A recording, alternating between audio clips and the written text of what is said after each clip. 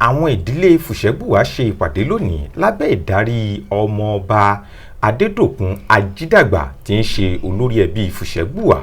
Ìpàdé yìí dá lórí ìtẹ̀síwájú ohun ìṣọ̀kan láàrin gbogbo ẹbí Fusengbuwa lápapọ̀ àti gbogbo ọmọ Fusengbuwa tó ń díje dupò Àwùjalẹ̀ tuntun. Ẹ gbọ́ ẹ sì wo àtúpalẹ̀ ìròyìn náà. Ọ̀tẹ̀ tiwa ní bàbá májò bàjẹ́. Ìlú Ìjẹ̀bú Ode àti ìlú Ìjẹ̀bú lápapọ̀ bàbá jẹ́ kí ìfẹ́ àìṣẹ̀tàn pẹ̀lú ọlọ́run alágbára tí àwọn bàbá wa ti lò láyé ìgbà ìjẹ́kó padà.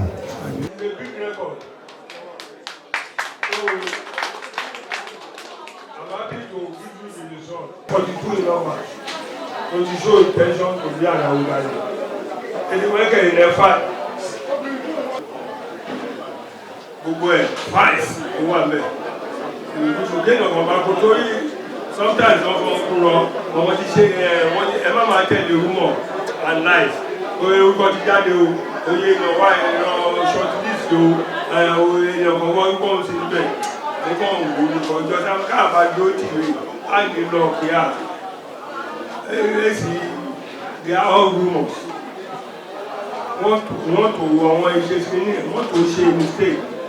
Àgbọ̀ yẹn tí ń bọ́ rẹ̀ nìfọ̀ kí ẹ̀kẹ́ kúrò ní àgbọ̀sọ ẹ̀jẹ̀ kẹ́nà lọ wájú àìwo èèyàn àìgbọ́gbọ́sọ rẹ̀ ní tí ẹ̀mí ti wá ìlú pẹ́ náà lọ. Ṣéènì tí mo fi ọmọ rẹ̀ ṣéènì tí bàbá mi fún wa wọ́n wò tirẹ̀ ìjọ má ṣe tirẹ̀ lọ wájú mọ̀ fún tó máa wà níwájú àhẹ́. Bọ̀dọ̀ yóò wo làbẹ́já ṣe báyìí tẹ́mẹ́tò ṣe báyìí. Ìgbẹ́ ìlólú ẹ̀ máa wà ọlọ́run ajẹ́ká máa lọ́wọ́ ẹjọ́ systematically náà ń ṣe adẹ́mṣẹ́kẹ̀ a ṣe legally tó gbé mo bú púpọ̀ like litigation wọ́n lè fault náà ṣe àwọn ìwà ní ìjáde sọ́pọ̀ wà náà pé ẹ bá lọ sí area ònígbà. So second screening àbá máa ṣe ìyànà wáyé ìyànà in 2025 ọba today how many years? How many years? I will figure here. But now I think by the road, I see my come at the end. We are going to lose him. Only if I go along, only in setting. Oh, yeah, like in setting. I will set it before. In that, I will share again. Another 100 years. Time and staff is to produce another. Our value one night in our Emma Korai. Ní ìdọ̀wà club ló ń ṣe bẹ̀. Mo sọ publicly kí dédé rédíò the world kan pé they are clubs. They are new clubs. Ìjọba is Òṣogbo local government. This is Ijebu Ode local government. The declaration says Anoba will come out from this local government. That is section 4 of the declaration. Ìjẹ̀bú Ode tó ń ní ìlú rẹ̀ ẹ̀kọ́ ṣe wàdá ìlú ńlá ní ẹ̀kọ́ value rẹ̀ it's documented wọ́n sáyẹ̀ so ẹ̀sọ́ kan yí palẹ̀ ọ̀rẹ́ tí wọ́n wá iṣẹ́ àti jíṣẹ́ tẹ̀lé wọn. Agbẹ́ni kankan jà a ṣì faction anybody can call the same as faction but how can you faction in your father house? Ilé ìbá ẹ̀ ilé ìbọn bí ẹ̀ sí. Olè ní ọjọba gbogbo ala ní ọjọba ilé ìjọba lórogún èyí sí wọ́n lè fọ ìwé èyí faction ní ṣe é má gbọ́ra rẹ ní ọjọba tó ti yé sí ìyẹn tó wọ ẹ má ṣe rẹ ṣe lọ gbogbo ẹ ó ti yé wa oyè ọlọ́run ibi báyìí mo tẹ̀rù mọ́ wájú wọn.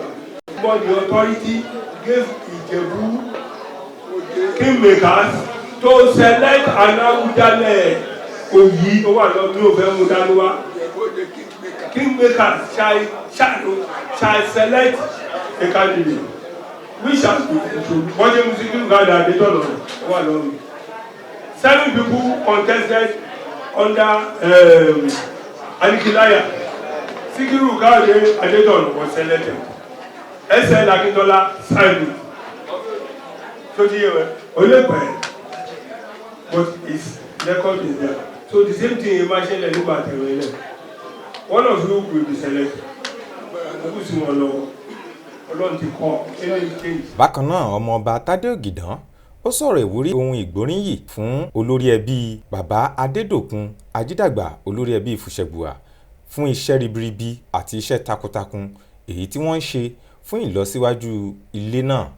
Ó sì sọ bákan náà fún gbogbo àwọn orí adé ọrùn ìlẹ̀kẹ̀ gbogbo àwọn ọmọ yìí wípé kí wọ́n má gbọ́ yìí sọ yìí, kí wọ́n má fi etí sí gbogbo àwọn àhesọ ọ̀rọ̀ àwọn ọ̀rọ̀ tí ò lẹ́sẹ̀ ńlẹ̀, kí wọ́n má fetí sí rárá, wípé kí wọ́n kọjú wọn mọ́ ohun tí wọ́n ń ṣe. Kí gbogbo ọmọ Fusengbuwa ṣera wọn ní òṣùṣù ọwọ̀, kí wọ́n múra wọn bí ọ̀kan ṣoṣo, kí wọ́n sì gbárùkù ti ara wọn, kí wọ́n má sọ ọ̀rọ̀ ara wọn lẹ́yìn débi wípé wọ́n ń jẹra wọn ní ẹ̀yìn ẹsẹ̀, kí wọ́n gbìyànjú láti mú ìṣọ̀kan àti ìlọsíwájú bá ìdílé ẹbí Fusengbuwa. Ẹ gbọ́ ẹ̀kúnrẹ́rẹ́ látẹnu ọmọọba Tádé Ògìdán. Nípa nǹkan tí olórí ẹbí sọ, àkọ́ ìyàn díẹ̀ nípa padà sọ́dọ̀ àwọn kábíyèsí. Kí tó bẹ̀rẹ̀ sí sọ̀rọ̀, àkọ́kọ́ sọ nípa ilé yìí, àdúpẹ́ lọ́wọ́ bàbá ọlọ́wọ́ tí wọ́n mójútó kíkọ́ ilé yìí. Nítorí ìgbà kan wà tójò bá rọ̀, àwọn máa ń sásádé nìkan ni, àwọn máa sún níìsì ìyẹn ò kàn wá mọ́.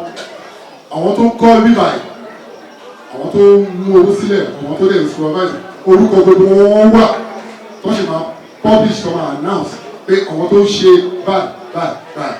A lè ń bẹ àwọn èèyàn wọ́n yẹn ń fi orúkọ bíbà yìí gbowó.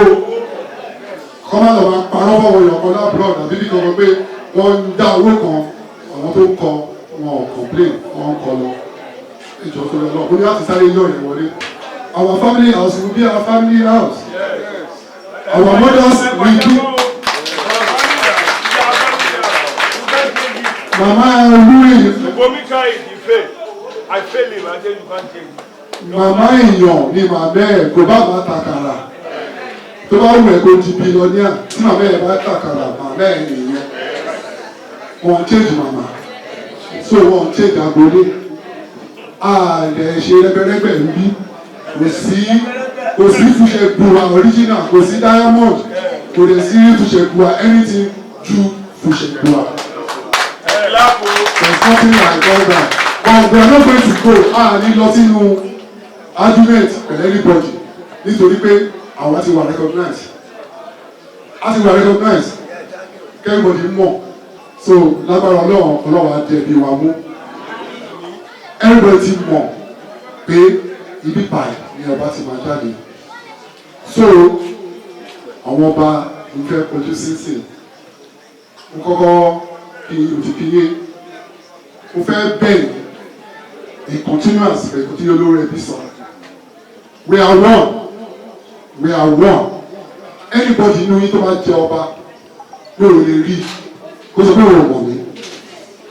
So we are one. Ẹ má jẹ́ ká bà ara wa jẹ́ o.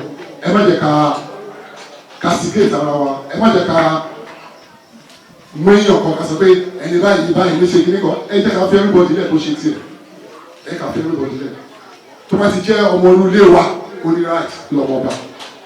Nítorí yẹn ilé wa lọ́ba ti máa jáde.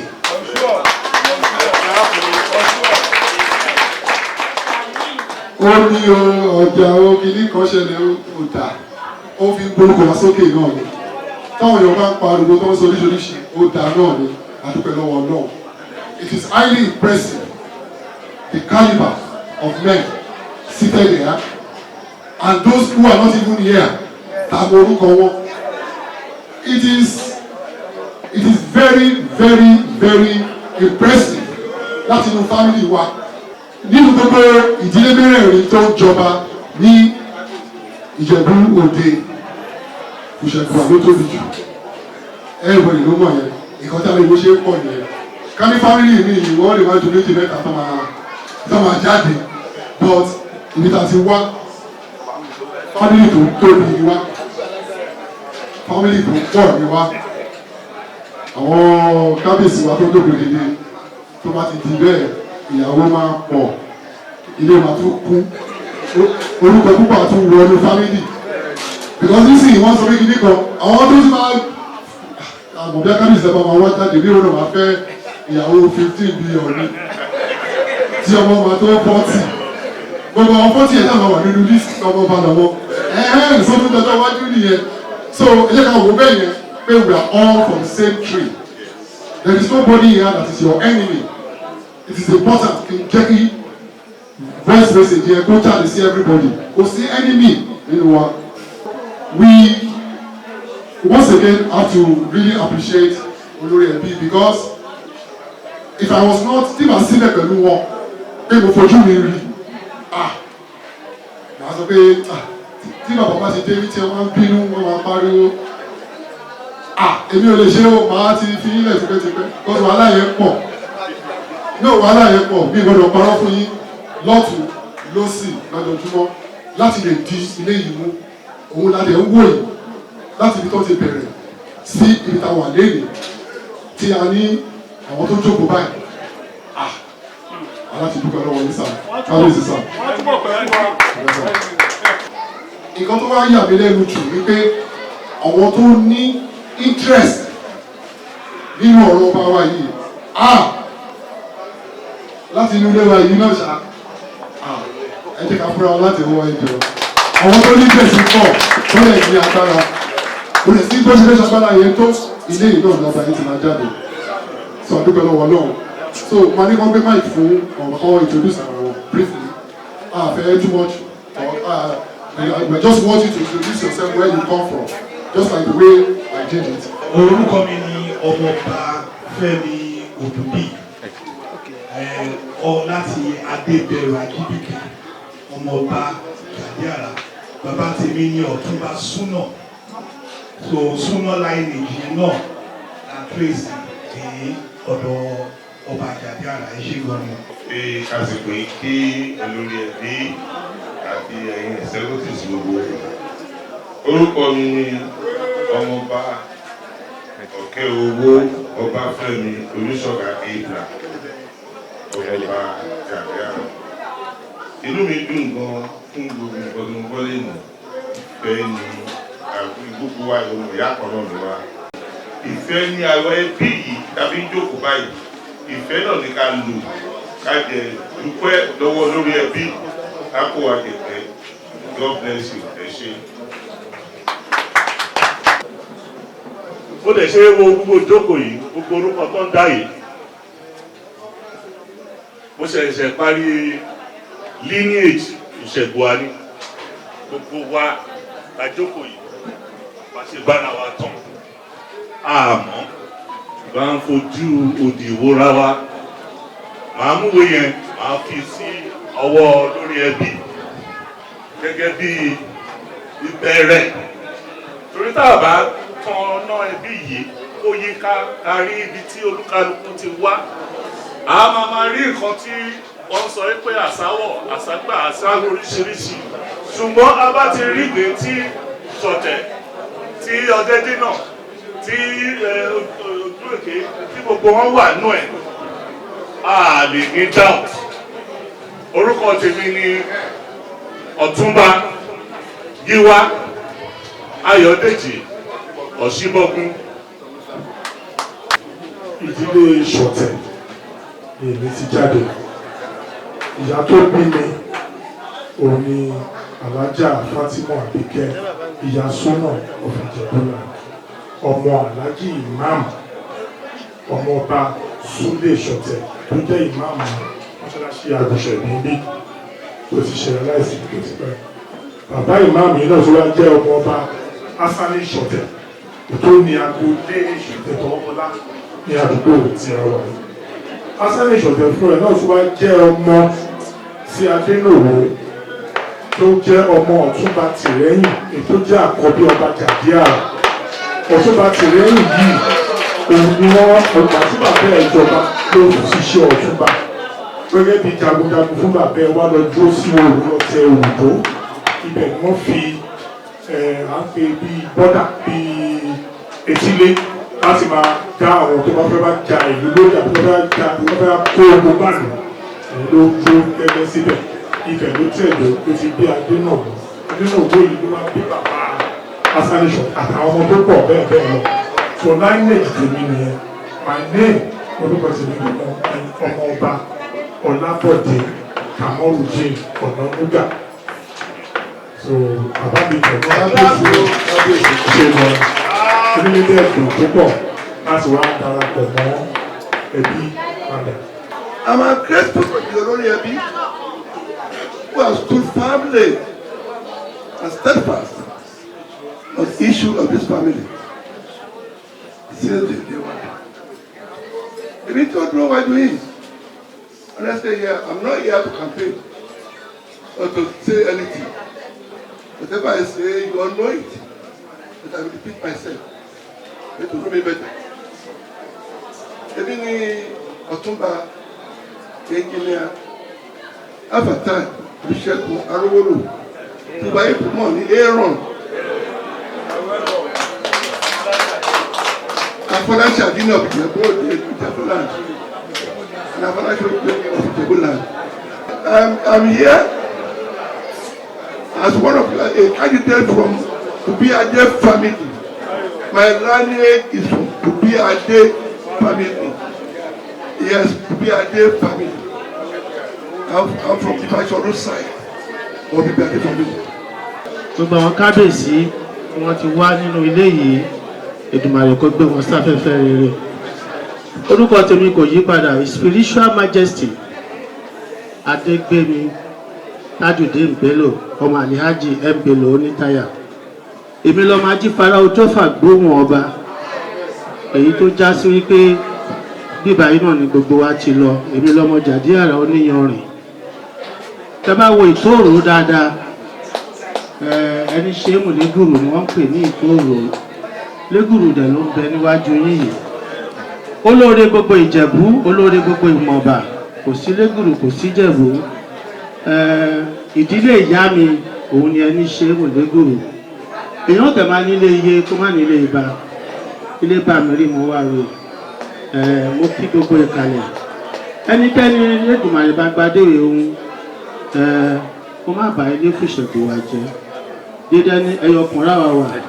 Àtọmọdé ilé, àtàgbà ilé, àtàrúgbó ilé, àwọn arúgbó ẹni, wọ́n túnbọ̀ pẹ́ ní jẹ̀pẹ́. Àwọn ìgìrìpá ẹni wọ́n máa yàn kú o. Iṣẹ́ ní máa dìṣẹ́. Bá a ṣe wá bẹ́ẹ̀ nínú ìwé, wá pẹ̀láyọ̀, tá máa padà ilé ẹni pẹ̀láyọ̀. Ọmọọba kí n jagun bí ẹrú. Ẹnikẹ́ni ló ń bá bọ́ sínú ọwọ́, ṣá máa gbárùkù tí. Bẹ́ẹ̀ ni ìdẹnirọ̀ ọmọọba, ṣá máa gbárùkù tí. Jàdíàrà rí mi láti Ojọ́fà, ẹ ṣé púpọ̀. Kábíyèsí o, orúkọ mi ni ọmọọba Jagilegbo Adémọ́lá Bello, ọmọ Adésínà Adéodù, ọmọ Fusengbuwa. Lára àwọn ọmọọba náà ni ọmọọba Ọláṣẹ́ní Ọ̀tún láti Adébẹ̀rù, ọmọọba Muisideen Adétòkunbọ̀ Adéwálé Abímbọ́lá láti ìdílé Ọ̀ṣínúgà àti bẹ́ẹ̀ bẹ́ẹ̀ lọ. Díẹ̀ nínú àwọn ọmọọba lẹ gbọ́ ọ̀rọ̀ lẹ́nu wọn yìí. Lẹ́yìn tí wọ́n parí ọ̀rọ̀ yìí, bẹ́ẹ̀ ni olórí ẹbí Adédòkun Ajídàgbà gba gbohùngbohùn láti bá gbogbo àwọn ọmọ oyè sọ̀rọ̀. Wọ́n dúpẹ́ lọ́wọ́ wọn fún ìṣọ̀kan tí wọ́n sì sọ fún bàbá yìí wípé tí ẹnìkan bá jáwé olúborí nínú àwọn yòókù ṣetán láti ṣùgbà ẹ̀, wọ́n ṣetán láti fọwọ́sowọ́pọ̀ fún un láti jẹ́ kí ìlọsíwájú kó bá ilẹ̀ Ìjẹ̀bú àti agbègbè rẹ̀.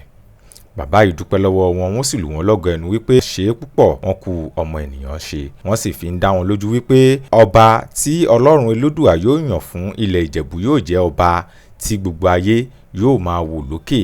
Gbogbo àgbáyé yóò sì máa wo irú ọba náà wípé ọba yìí, ọba tó dá àwòkọ́ṣe rere ní gbogbo ilẹ̀ adúláwọ̀ àti ní gbogbo àgbáyé lápapọ̀ ni àwọn yóò mú sílẹ̀ láti inú ìdílé ọ̀wọ́n tí ó sì máa wà nínú ìtàn. Pàápàá jùlọ ní bí 100 ọdún sẹ́yìn ni ọba ló ti wọ inú ilé yìí tí ọba náà tún sì padà wá ní ọdún 2025 tí ó jẹ́ gẹ́rẹ́gẹ́ 100 ọdún sẹ́yìn tí irú nǹkan báyìí ti ṣẹlẹ̀, tó sì jẹ́ àtúnkàn ìtàn fún ìdílé Fusengbuwa. Bàbá yìí sọ bákan náà fún gbogbo àwọn ọmọ ilé wípé kí wọ́n máa jó, kí wọ́n máa yọ̀ nítorí pé nǹkan tí ó ṣẹlẹ̀ yìí ó ti wà nínú àkọsílẹ̀ wípé ìtàn sì ti fẹ́ tún ara rẹ̀ kọ ni, nítorí pé ní ìgbà tí oyè yìí ti lọ bí 100 ọdún sẹ́yìn, ó padà wá ní déédéé 2025 tí gbogbo àkójọpọ̀ ọdún náà sì jẹ́ 100 ọdún. Àpẹẹrẹ rere òun ni eléyìí fún gbogbo ọmọ Fusengbuwa wípé adé náà àwa ló tọ́ sí, ó sì ti padà wá sí ilé ńlá Àgùṣẹ̀bí. ìyẹn sọ ìdẹ́ máa dé tí gbọ̀ wọ́n gbàgbọ́ ní kẹ́ńtì náà kọ́ta wọn máa mú ṣe máa jọ ṣe pọ̀ ó dúpẹ́ lọ́wọ́ ẹ bẹ́ẹ̀ ṣe fẹ́ ẹ̀ náà ló máa rí ọlọ́wọ́ adé dúró tì ẹni kankan ní wọn ọlọ́wọ́ ọba tó dárí irú oyè ló ń bú mi léèyàn ẹ sì wọ́n ṣe lè gbé bàmọ́ fún ayọ̀jáde mo gbàdúrà èrò ń gbà mẹ́ ayọ̀ ilé àṣẹ àgbára ọlọ́wọ́ àdúpẹ́ wọ̀ lọ́wọ́ ní ẹ ṣe wẹ́n mọ̀ fún mi púpọ̀ very fine and beautiful. Bákan náà ni àwọn ẹbí bíi 12 tún darapọ̀ mọ́ ìdílé ẹbí Fusengbuwa lábẹ́ àdarí ọmọọba Adédòkun Ajídàgbà. ẹ ṣe àdáńtò wọn sì lè. ẹ wá ìwé ní kábàámọ̀ o ojú aṣojú ẹ fi ilé Fusengbuwa bá máa jáde ojú èké nínú ẹ̀ lẹ́kọ̀ọ́ ìlú aṣojú ẹ má lọ alájẹ sí ìwọ ìdíjàdúrà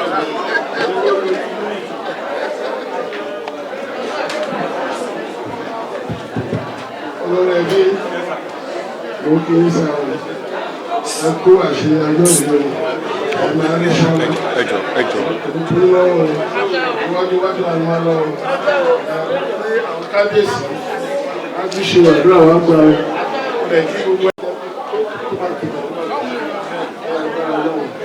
ẹ má ṣàkóso ọ̀rọ̀ ẹ má ṣàkóso ọ̀rọ̀ ẹ má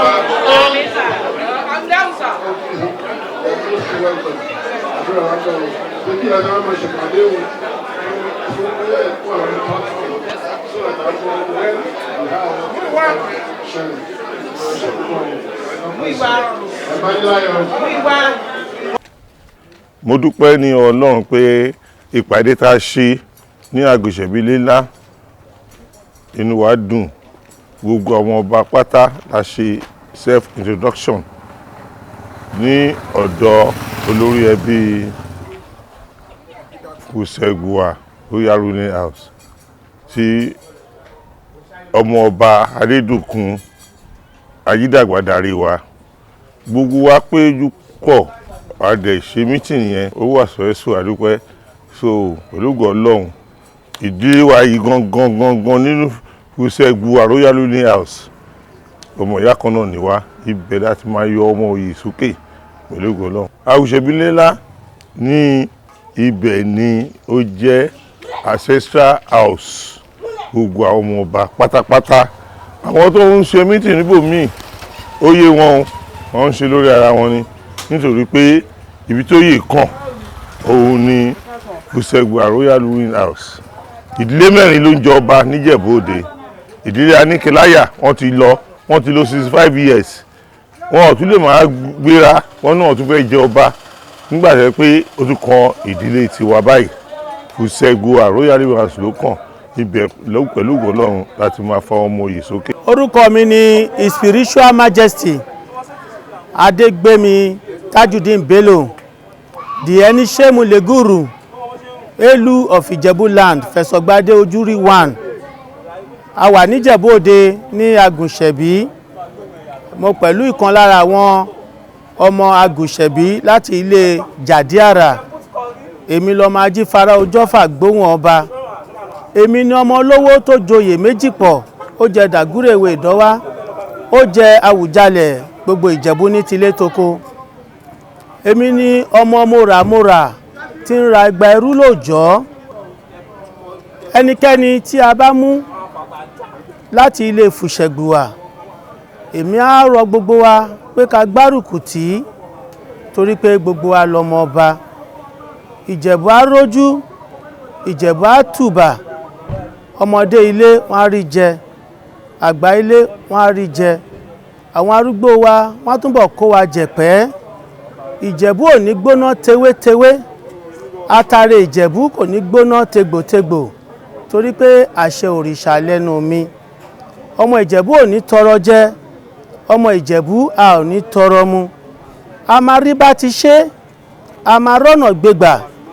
Gbogbo ọmọ Ìjẹ̀bú pátápátá ní tilé toko, ibikíbi tá a bá dé adẹni àríjó, gbogbo ibi tá a bá ti dé adẹni àríyọ̀, gbogbo wa pátápátá la máa dẹni àríṣẹ̀yẹ. Ibi là ń pè ní àgùnṣẹ̀bí. Ẹ̀dá ò ní wà kó má lágbolé, kò sì sí ẹ̀dá tó máa wà tó ní lórísun. Orísun gbogbo wa lòun leléyìí, ibi tí gbogbo wa ti lọ leléyìí, agboolé gbogbo wa rèé. Àwọn kan ń bẹ ní Ojọ́fà, abẹ́ẹ̀gbọ́, àwa nísìnyí ni ọmọ Jàdíàrà ní Ojọ́fà, ọmọ Jàdíàrà oníyanrìn, àwa náà ń kì ní ọmọ Ajífara Ojọ́fà gbóhùn ọba. Ibi ni gbogbo wa ti lọ. Àgùnṣẹ̀bí là ń pe bí, kò sí ọmọ àgùnṣẹ̀bí, abẹ́ẹ̀gbọ́ mi. Jàdíàrà ló bí Fusengbuwa, ọwá tutù bí òsù, òun ló bí Jàdíàrà. Jàdíàrà tó wá bí Fusengbuwa, Fusengbuwa ní kọ́kọ́ ni Jàdíàrà bí o. Jàdíàrà bí ọmọ tó pọ̀. Ní gbogbo ọba tó ti jẹ Àwùjalẹ̀, kò sí ọba tó bímọ tó Jàdíàrà, kò sí ọba tó ní ìyàwó tó Jàdíàrà. Nítorí ìdí èyí, àwọn ọmọ Jàdíàrà wọ́n fọ́n káàkiri, kò síbi tẹ́ máa dé tẹ̀ ní bá àwọn ọmọ Jàdíàrà. Ṣùgbọ́n Fusengbuwa, abẹ́ẹ̀gbọ́, òun ni wọ́n fi gèsè ti orúkọ gbogbo wa. Torí ní ayé àtijọ́, nǹkan tí ẹ̀gbọ́n bá ti ṣe ó bá àbúrò lára mu, nǹkan tí àbúrò bá ti ṣe ó bá ẹ̀gbọ́n lára mu. Kì í ṣàwọn ọmọ Fusengbuwa nìkan ló ní ẹ̀tọ́ sí adé Àwùjalẹ̀, torí pé Fusengbuwa ìkan lára àwọn ọmọ Jàdíàrà ló jẹ́. Abẹ́ẹ̀gbọ́ mi, nípa ìdí èyí, ọmọ Jàdíàrà lèmi, ọmọ Ajífara Ojọ́fà gbóhùn ọba. Abẹ́ẹ̀gbọ́ mi, nípa ìdí èyí, gbogbo wa lọmọ ọba o. Àmọ́ nǹkan tó jẹ èmi lógún, òun ni pé ẹnikẹ́ni tí adé yìí bá jámọ́ lọ́wọ́, ká ṣe kí ni, ká gbárùkù tì, torí pé ilé fìdípọ̀tẹ̀ ló máa kàn. Nǹkan tí Fusengbuwa bá dẹ̀ ṣe lọ́wọ́lọ́wọ́ yìí, abẹ́ẹ̀gbọ́ mi, ó dàbí template ni. Abẹ́ẹ̀gbọ́, torí ọmọdé ò bá tàn, ó yẹ kó bá àrọ́bá. Àwọn ọmọ tó wà láyé nísìnyí, ọ̀pọ̀lọpọ̀ nínú wọn 65 years tí bàbá wa Adétọ̀nà tí wọ́n lò, ọ̀pọ̀lọpọ̀ ni ò mọ̀ ibi tí wọ́n ṣe kí ni, tí wọ́n ṣe ń jọba mọ́. Agẹmọ tí ò bá dẹ̀ súnmọ́ bàbá ẹ̀, ó máa gbẹ́rù gbàbò míì, obìnrin dẹ̀ máa wò ó, tó bá ṣépè fún wọn kò ní mú wọn o. Nípa ìdí èyí, mo gba gbogbo wa nímọ̀ràn, àtọmọdé àti àgbà, ibikíbi tá a bá ń lọ, ká máa mú àwọn ọmọ wa dání, torí ọjọ́ tèmi kọ́, nítorí ọ̀la ni. Táwọn bàbá wa ọ̀bá kí máa wá sí àgùnṣẹ̀bí, ànímọ̀nà lé. Nípa ìdí èyí, mo gba gbogbo àwọn òbí tí ń bẹ láyé, ká máa gbìyànjú, ká máa fojú àwọn ọmọ wa mọ nǹkan tó bá ń jẹ́ nǹkan wa. Nípa ìdí èyí, ilé bàbá mi òun ni Fusengbuwa, ilé ìyá mi òun ni Légùrù Àjísà. Béèyàn bá dẹ̀ tún lé ìyá ẹ̀ ṣe, ó di dandan kó tún lé bàbá ẹ̀ ṣe, àbí? Adúpẹ́ lọ́dọ̀ Ọlọ́run ọba, mo jẹ ọba nílé ìyá. Abẹ́ẹ̀gbọ́, láìpẹ́ láì jìnà, láṣẹ bàmí Èdùmàrè, èmi náà ni máa tún jẹ ọba nídìílé bàbá mi. Tá bá tún lè ìyá wa ṣe, ó yẹ ká tún ilé bàbá wa ṣe. Àmọ́ ohun tó jẹ́ pàtàkì fún èmi ni wípé gbárùkù tì, ẹnikẹ́ni tó bá jámọ́ lọ́wọ́, ká gbárùkù tì, ká ṣe kí ni, ká fira wa ṣe òṣùṣù ọwọ́ ẹyọ kan, ká ba lè gbálẹ̀ mọ́. Igi kan kò lè ṣe kí ni, kò lè dágbó ṣe gbé kémi gbé. Olórí ẹbí tá wà mọ̀, òun ni bàbá wa Ajídàgbà, tí gbogbo ayé ń pè ní bàbá Jogbo. Ọ̀túnba Ajídàgbà, òun ni àwa mọ̀ gẹ́gẹ́ bí olórí ẹbí titi wa. Abẹ́ẹ̀gbọ́ mi, olórí ẹbí titi wa òun ni Ọ̀túnba Ajídàgbà ní agboolé Fusengbuwa ní Àgùnṣẹ̀bí ní ilé ńlá. Ẹ ṣé púpọ̀. Ẹ ṣeun gan bàbá wa.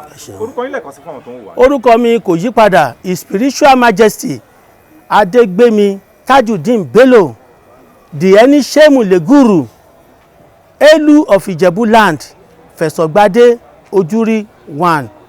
Ẹ ṣé olóòtú. Orúkọ mi Prince Ọ̀túnba Adédòkun Ajídàgbà, olórí ẹbí Fusengbuwa Ruling House, ìdílé kan kò mọ́ba lẹ́yìn olóògbé ọba Adétọ̀nà ti jáde náyé.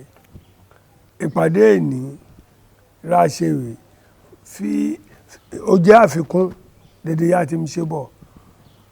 Ó dẹ̀ tún fún ẹni náàyè láti ṣàlàyé rí àwọn ọmọ ọba létí gbà fọ́ọ̀mù rẹpẹtẹ, wọ́n ti lé ní márùndínláàádọ́ta láti screen àti yẹ̀wé wọn wò àti yẹ̀wé wọn wò ká tó mọ̀ òru ọmọ ọba aràn máa jẹ́ adẹ́tù fún ọ́nẹ́sì àti yẹ̀wé wò ẹnikẹ́ni ìbá yege àyẹ̀wò o kó máa retí pé àmọ́ tún pé wọ́n lórí kejì kọ́ máa wá ká máa tún fọ̀rọ̀ wádìí nẹ́rù wọn kọ́ máa sọ dédé irun ọ̀fẹ́ àti bá a ti fẹ́ ṣe ọ̀fẹ́ ni o wọ́n máa wá lórí kejì á béèrè owó wọ́n ti san owó introduction àdẹ́ ti yẹ wọn wò mo dẹ́ ti jábọ̀ wọn ibà ṣiṣẹ́ dére o inú wọn wá dùn inú wọn dùn lọ́pọ̀lọpọ̀ àwọn bí ọgbọ̀n ríráyè wá nínú wọn àwọn ríráyè wá wọn ránṣẹ́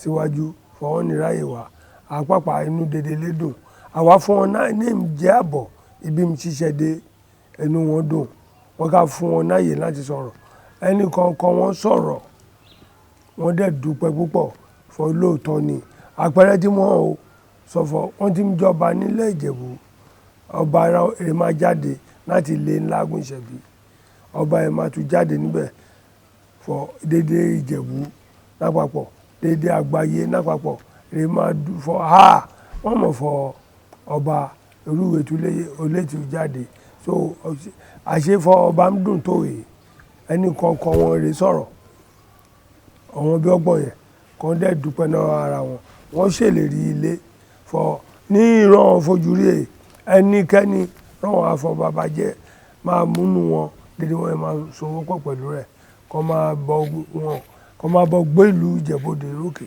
kó máa tún ga jù wá lọ kí dédé ayé máa jó kọ́ máa yọ̀ fọwọ́n máa mọ̀ fọ ọba túlẹ̀ èyí máa dùn wá ìrànwọ́ Fusengbuwa wọn máa mú ta tó ní àṣẹ ṣe tẹni káàmù tó nẹ́sẹsẹ fọ́nlé lágùnṣẹ̀bí ọba bíi mẹ́rìnlélógún ti jáde níbẹ̀ èdèdè tó máa jáde náà ilé ńlá Gúnṣẹ̀bí ni èrè ṣe mọ́ ọmọ káfọ́ bí àwọn ọba ẹni ti ṣe nígbà yẹn bójú ti dúdú rẹ̀ ojú ti lànà ìlera máa bẹ́ ṣèpàdé náírà kọ́wé o odindi ìlera kọ́ okú àti rúùfù rẹ̀ ó ti gbàdé lówó déédéé rún adẹ́màfù ṣẹ̀ṣọ́ síbẹ̀ rékù inú ọmọ ọba ikú dùn olùkálùkù ṣèlérí ọ̀rọ̀ ọmọ ṣe sílé yẹn fọ ní pàápàá ẹni ọbí 12 rẹ̀ kákò àròwà kan fọ ọ̀wọ́n tí padà wálé o ọ̀wọ́n mọ̀ fọ bó ń ṣe ríre o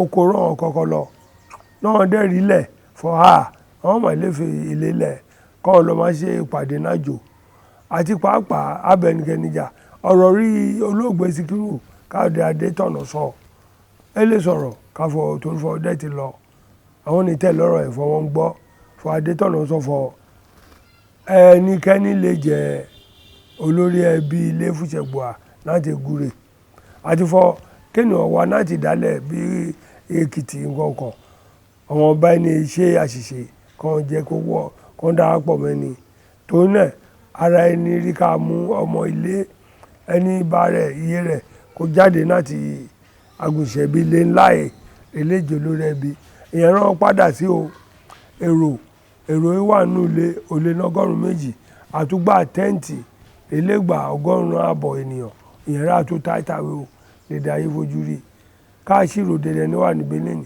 dẹ́ẹ̀rán fún dẹni 104 dẹ́ẹ̀rán fún dẹni 104 wọ́n dẹ́ kó kàrò wá ẹni 12 lè kó kàrò wá ọ̀pọ̀ wọn láti lè àwọn ṣọ̀tẹ̀ kọ́ wọn ṣọ̀tẹ̀ fún àwọn tí padà rí central home wọn ilé baba ńlá wọn ilé ìyá ńlá wọn rán wọn padà sílé o kọ́ wọn ti rẹ̀rẹ̀ àrè kọ́ wọn ti lọ bòmíràn ojú wọn ti là ọkàn wọn ti là fọ kọ́ wọn padà Agúnṣẹ̀bí wọn o torí ẹ̀ máa burúburú kan mú ọba láti Egure wà rí Ìjẹ̀bú Òde local government ìyẹn rèrò fúnpọ̀ ìyẹn fún rèrò nínú o kan yá abẹ́ omi àdẹ́dùpẹ́ náà Ọlọ́run ìdúró tẹ̀ ni àwọn oṣù yẹn wọ́n dúró tẹ̀ ni wọ́n ká má ṣe lọ wọ́n ilé irun ẹni ní ike bàbá ọmọ eléṣò ọmọ náwó o fọ ike bàbá ọmọ eléṣò ọmọ náwó o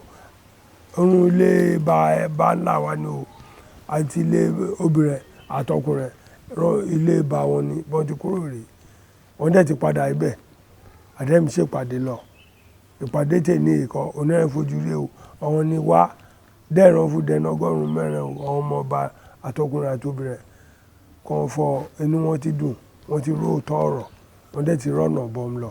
ẹ máa fún Olúṣẹ́gun Ọbásanjọ́ ṣe àlàyé nígbò ń ṣe olórí orílẹ̀-èdè Nàìjíríà Ìbògùn àsẹ́ńtà ohun rẹ̀ ló ń bẹ̀ ń ṣèpàdé Ìbògùn àsẹ́ńtà ohun rẹ̀ ló ń bẹ̀ ń ṣèpàdé Ìbògùn ọdọọdún ló ń ṣe wọ́n ṣe ní Abẹ́òkúta o ẹ̀fọ́ tó rọ̀ ń jẹ́ president Abẹ́òkúta sí dédé Ìbògùn máa kún àti Haúsá àti Ìgbò àti Yorùbá ẹlọ́bọ̀n ṣe níbẹ̀ ilé bàbá mọ́ rìnà bí ṣeun tọ́básọ̀jọ́ ọ̀fún hàn ọdọọdún Ìbògùn rán lọ ṣẹ̀ṣẹ̀ àgbáyé rẹ̀ kún Ìbògùn kan bọ́ ṣe níbẹ̀ ó ní ilé àìmọye ní Abẹ́òkúta ẹ̀ṣẹ̀ níbẹ̀ o ìbọn ọbẹ̀ fowó rẹ̀ sọlẹ̀ Ìbògùn ẹ̀ ń bẹ̀ ṣe kó nówó rẹ̀ kó ń ṣe irun lé rẹ̀ pátí ra ìpàdé àjọyọ̀ bóyá wọ́n ń ṣe pátí ọlọ́run ṣe níbẹ̀ àwọn a máa ṣe yẹn dédé náà ọlọ́run dáná lọ́lá kó kọ́ àgbàlá ẹni a máa kúrò ní àgbàlá ẹni ká máa lọ ilé àwọn baba ńlá ẹni èèyàn rí ilé ńlá agúnṣẹ̀bí ẹ̀ ìròyìn ká lọ́ọ́ ṣèpàdé níbẹ̀ ibẹ̀ wọn bẹ forí baba ńlá wà dólẹ̀ jáde àrà ló ń sọ gbóńjọba èkìní kó tó wájọba níjẹ̀ àrò ojóyè méjì agúnṣẹ̀bí ẹ̀ ló ń dé sí ibẹ̀ wọn bẹ ṣe kó bí ọmọ kìíní Fusengbuwa kó wá bí Adétúbẹ̀rù ṣèkejì Adétúbẹ̀rù yẹn rè ṣe àwálẹ̀ agúnṣẹ̀bí yẹn náà ni ẹ sì fọmúnọlá ń ṣèpàdé ńlé mi sọ mi ṣe club meeting ẹnikẹ́ni máa jẹ ọmọ àmúlẹ̀ kọ́ wà fọba wọn jẹ máa mú lẹ́yìn àbá kọ̀wé lọ wọn ọmọ Fusengbuwa Ògínú ni àrílé tọ́ka sí ọmọ mìíràn pa ilé wọn wo wọ́n ti tún kọ́ ẹlòmíràn ilé dọ̀tí wọ́n ti tún kù èsì ẹni máa jẹ ọba Ìjẹ̀bú Òde kò ní jẹ ọmọ ilé ńlá lágùnṣẹ̀bí kọ́ tẹ̀lé fọyà wá lójú ebo ti jáde ayọ̀wọ̀ sí ilé bó ti jáde gédégbé mo dá ẹnu ojú yẹn èsì àrè rẹ pọ̀ ju àrè àsáwọ̀ Àwùjalẹ̀ sọ nígbò mi ṣe rere sáfọ̀ mi ṣe bí kó fọ àwọn àsáwọ̀ mà rẹ kó mọ́ra yìí àwọn àsáwọ̀ náà dẹ́ẹ̀dẹ̀ gbogbo ẹja yìí ṣùgbọ́n a ti pọ̀ wọ́n lẹ̀ a ti kọ́ díndín ilé ó ti gbà àdénórí wọ́n ti rúùfù rẹ̀ kan lẹ̀ inú rẹ̀ náà yẹn a ti gbé lẹ́kùn rẹ̀yìn okùn tiwájú a fẹ́ kó dédé lẹ́kùn wíńdòsì kàtí mi ṣe táìsì àwọn ọmọ ọba pápádé ti ń gbìyànjú fọ olúkálùkù máa dá sí i dédé irunkun ọba ní olúkálùkù máa donate látòrí àga òṣèà látòrí tébù fáànù jẹnẹrétọ̀ wá wá lómìnira fọ mìkánù jẹnẹrétọ̀ máa gbé wa èso yẹmi lọ́wọ́ bá ń tà wọ́n gbé wa bẹ́ẹ̀ fọ iléèwé kan ojú ọ̀hún lójú fọ náà ìpè ọdún kan àti kọ́díndínlé láti fún wọn fọ ìbọn àti jáde bá ti ṣẹ̀wárì àdẹ́fìdí rẹ̀ múlẹ̀ kíjọba fún rẹ̀ máa mọ̀ fọ ilé ńlá rí Fusengbuwa àti jáde wá o ilé ńlá náà ràn ti kọ́díndínlé ọba rẹ̀ o mo fún dáhùn lójú. ẹ ṣeun gan bàbá wa.